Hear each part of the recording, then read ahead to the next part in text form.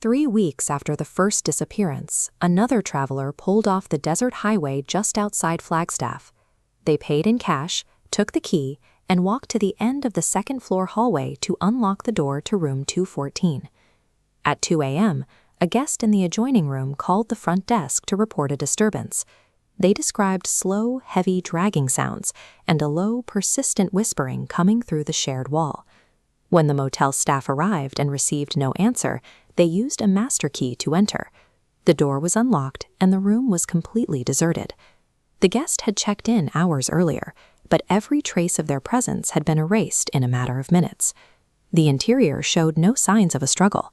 The bedspread was still tight, the towels were dry, and the furniture sat exactly where the staff had left it.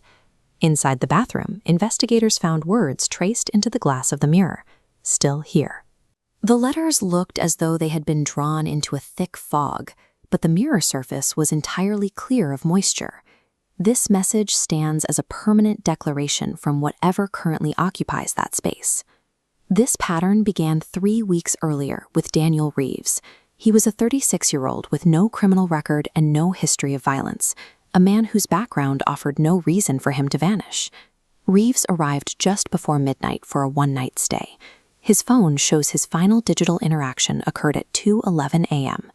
At 2:17 a.m., a neighbor reported whispering, but the front desk dismissed it as a television.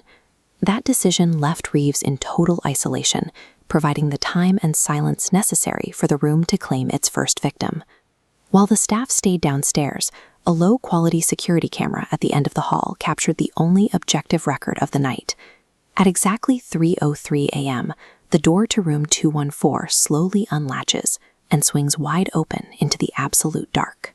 The camera records 10 seconds of the door standing wide. During that time, no one exits the room and no one enters from the hallway. Then the door pulls itself shut, relocking from the inside. This footage confirms that Reeves did not walk out into the desert. Something inside the room opened the door to observe the hallway before sealing itself back in. Housekeeping entered the following morning to find the bed completely unmade and the room silent. Reeves was gone, but his essential belongings remained. His wallet, keys, and phone sat on the nightstand, exactly where he left them.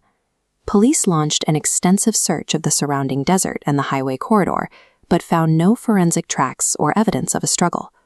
The room had effectively separated Reeves from his possessions, leaving the plastic, leather, and metal behind, while the man himself disappeared. After this second disappearance, management placed a permanent physical padlock on the door of 214, officially removing it from the motel's inventory. Without evidence of a crime or a body, law enforcement archived both cases as unresolved missing persons files.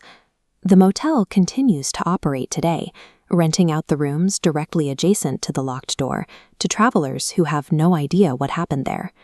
The padlock created a quarantine zone, keeping an active hazard separated from the public by a thin layer of drywall. The archived footage, the abandoned phones, and the mirror message remain the only physical artifacts of what happened inside room 214. If you find yourself in a roadside motel and hear the sound of whispering through the wall, pay attention. The expectation of privacy in a locked room is a dangerous illusion. The space next door is inhabited.